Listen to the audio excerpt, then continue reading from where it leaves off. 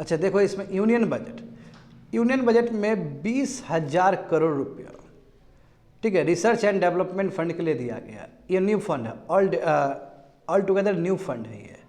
मैं केवल फंड देने से नहीं होगा, इकोसिस्टम क्रिएट करना भी बहुत ज़रूरी है। रिसर्च एंड इकोसिस्टम डेवलप्ड होना चाहिए कंट्री में, तभी जाके ये फंड का सही उपयोग हो सकता है। तो देखो GS paper 3 science and technology है ना, clear road map is needed for optimum utilisation of ₹20,000 crore for RDI fund. तो समझते हैं स्टूडेंट इसको अच्छे से।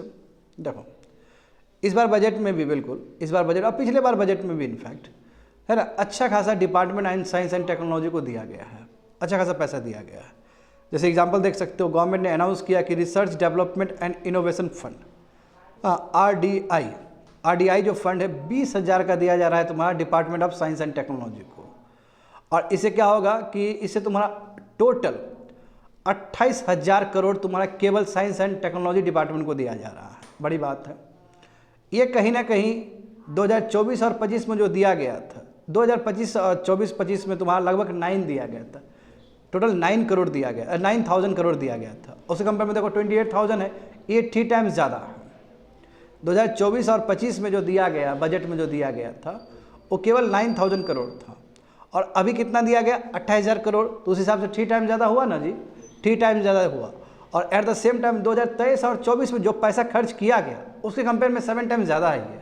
तो ये चीज़ तो बहुत अच्छा चीज़ है कि 2023 और 24 देखो, या 24 और 25 देखो, ऐसे 25 और 26 में काफ़ी अच्छा पैसा दिया गया है साइंस एंड टेक्नोलॉजी डिपार्टमेंट को फंड, ताकि रिसर्च इकोसिस्टम सब डेवलप्ड हो, अलग अलग जगह पर पैसा खर्च हो, समझे। यहाँ पे देखो, this is to be reviewed in the perspective of July 2024 में जो बजटरी डिसीजन है, वही लोकसभा का जब चुनाव हुआ उसके बाद मेन बजट पेश किया गया है ना जुलाई में। तो उसमें भी देखो यूनियन बजट ने उस समय भी 20,000 करोड़ रुपया Ministry of Science and Technology को दिया था। Research development innovation and several scientist describe as, उस समय भी बहुत सारे साइंटिस्ट लोग, बहुत सारे जो लोग थे उन्होंने कहा ये हिस्टोरिक है। तो जुलाई 2024 के बजट में भी हाँ देखो 1 लाख करोड़ का कॉर्पस बनाया गया था और कहा था 50 ईयर्स का इंटरेस्ट फ्री रहेगा है ना। और ये कॉर्पस कहीं ना कहीं है ना इंटरेस्ट फ्री या बहुत ही कम इंटरेस्ट रेट्स में प्राइवेट प्लेयर को पैसा देता है ना, और ताकि प्राइवेट सेक्टर अधिक से अधिक पार्टिसिपेट करता तुम्हारा, स्पेशली सनराइज डोमेन्स में जो नए नए सेक्टर जैसे एआई हो गया, सोलर पैनल्स हो गया, इससे यहाँ से फंड मोबिलाइज करके लोग खर्च करते, लोग इस तरह का इकोसिस्टम डेवलप करते हैं, इस तरह का है ना इंटरप्राइजेस सब डेवलप करते हैं। जो 20,000 का एक बार जो दिया गया, फर्स्ट रैंक की जो दिया गया 20,000 का एक बार, ये तुम्हारा क्या जो अनाउंस जुलाई 2024 के बजट में था ये जो दिया गया। एंड इसमें कोशिश है कि प्राइवेट सेक्टर को फंड मिले और स्टार्टअप सनराइज सेक्टर में डेवलप्ड हो, जो कि सेम चीज़ बता रहे हैं। The ministry is the country, आप देखो ये जो मिनिस्ट्री है, ये कह सकते हो department of ministry of Science and technology, ये लार्जेस्ट कंट्रीब्यूटर है, ये लार्जेस्ट सिविलियन फंडर है basic research, basic science research का। यानी कि हमारे कंट्री में सबसे अधिक जो साइंस एंड रिसर्च के लिए जो पैसा देता है खुद मिनिस्ट्री इन्वॉल्व है, उसमें बजटरी एलोकेशन है। मैं देखो दुख की बात है कि इंडिया एज अ होल भी करोगे तो जीडीपी का 1% भी रिसर्च एंड डेवलपमेंट में खर्च नहीं करता है। जबकि तुम साउथ कोरिया देखो, जबकि तुम चाइना देखो, तुम इजराइल देखो, यूएस देखो, अच्छा खासा 2 से 3-4% खर्च हो रहा है वहाँ पे। तो इंडिया भी वही बहुत पीछे है। एग्जाम्पल देखो 2020 का दिखाया गया है, रिसर्च एंड डेवलपमेंट स्पेंडिंग जो भारत में हुआ है ओवरऑल देखोगे ओनली 0.6% ऑफ जीडीपी। अब उसमें से भी प्राइवेट सेक्टर का पार्टिसिपेशन केवल 36% है, यानी कि अधिक से अधिक लगभग 60 से लेके कह सकते हैं 60 से लेकर 65% जो कंट्रीब्यूशन है वो गवर्नमेंट की तरफ से है। जबकि ये ट्रेंड ठीक उल्टा है बाहर के कंट्री में। बाहर कंट्री में क्या है, प्राइवेट पार्टिसिपेशन ज़्यादा है रिसर्च एंड डेवलपमेंट में। मैं इंडिया में क्या है कि पब्लिक पार्टिसिपेशन ज़्यादा है। हाँ समझ गए ना। तो public sector research and development, हाँ वही बताया कि बहुत कम है, प्राइवेट सेक्टर आ नहीं रहे। इसका मतलब प्रॉपर इकोसिस्टम नहीं है यहाँ पे, तभी तो प्राइवेट प्लेयर नहीं आ पा रहे हैं। तो we can conclude that research and development landscape has long suffered from, यानी कि हमारा जो रिसर्च एंड डेवलपमेंट का जो इकोसिस्टम है उसमें प्राइवेट सेक्टर पार्टिसिपेशन बहुत ही ज़्यादा कम है। हम गवर्नमेंट फंड कर रहे हैं, बताओ साइंटिफिक एडवांसमेंट में सरकार खुद खर्च कर रही है, प्राइवेट इन्वेस्टमेंट नहीं आ रहा है जितना वो डिजर्व करता है। आगे देखो, तो रिटर्न्स फ्रॉम को research and development IP generation are still meagre in India. बताओ यहाँ पे कितने लोग पेटेंट्स फाइल कर रहे हैं, पेटेंट्स का इकोसिस्टम ही नहीं है, ये भी बहुत बड़ा प्रॉब्लम है। इंडिया देखो, जबकि इंडिया का स्ट्रेंथ बहुत अच्छा है sectors like fuel, मेटोलॉजी, pharmaceutical, textile, IT, biotechnology, है ना, उसके बावजूद भी जो इंटेलेक्चुअल प्रॉपर्टी राइट्स यानी कि इससे संबंधित, इस सेक्टर से संबंधित जो पेटेंट राइट्स होना चाहिए वो भी अभी भी बहुत कम है। इंडिया देखो कितना एम्बिशियस मिशन बनाया क्वांटम कंप्यूटिंग के ऊपर, आर्टिफिशियल इंटेलिजेंस के ऊपर और भी इस तरह कटिंग एज टेक्नोलॉजी के ऊपर, अभी भी स्टिल जो इकोसिस्टम होना चाहिए, सपोर्टिंग इंफ्रास्ट्रक्चर होना चाहिए, वो अभी भी कमी है।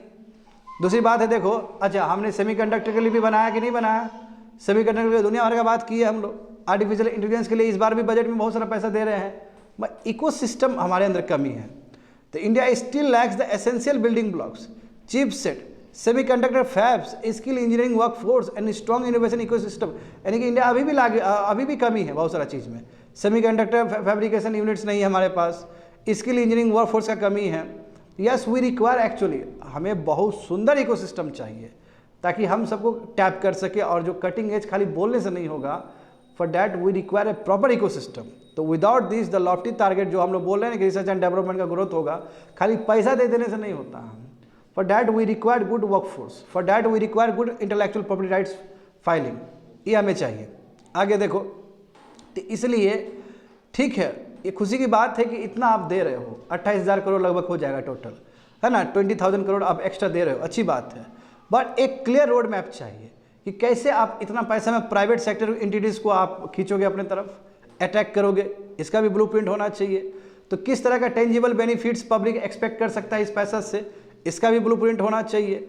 खाली फंडिंग खाली बढ़ा देने से प्रॉब्लम सॉल्व नहीं होगा। जो स्ट्रक्चरल बोटलनेक्स, जो स्ट्रक्चर में जहाँ जहाँ कमी है उसको भी सॉल्व करना होगा।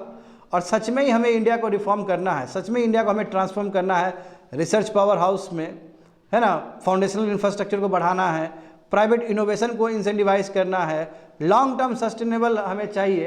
तो उसके लिए हमें पहले इकोसिस्टम डेवलप करना होगा, इंडस्ट्री टू एकेडमिया इंटरेक्शन को भी फेवर करना होगा।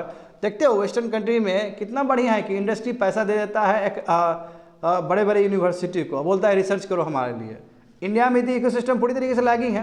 तो ये सब पहले इकोसिस्टम बढ़िया से डेवलप करना होगा और उस हिसाब से ब्लूप्रिंट बनाना होगा। केवल पैसा देना ही पर्याप्त नहीं है, पैसा देने से जरूरी नहीं कि आपका इकोसिस्टम बन जाएगा। पहले आप अपना जो स्ट्रक्चरल बॉटलनेक्स है उसको एड्रेस करो और उसके बाद ब्लूप्रिंट बताओ कि 20,000 करोड़ से क्या क्या पब्लिक एक्सपेक्ट कर सकता है, क्या क्या चीज़ नया नया आ सकता है। तो for that we require a very good ecosystem, patent rights file अधिक से अधिक हो, है ना। अच्छा, अटल टिंकरिंग लैब भी देखो ना, ये जो 20,000 करोड़ दिया गया, बिल्कुल अटल टिंकरिंग लैब के लिए भी दिया गया है, अच्छा खासा बनने जा रहा है।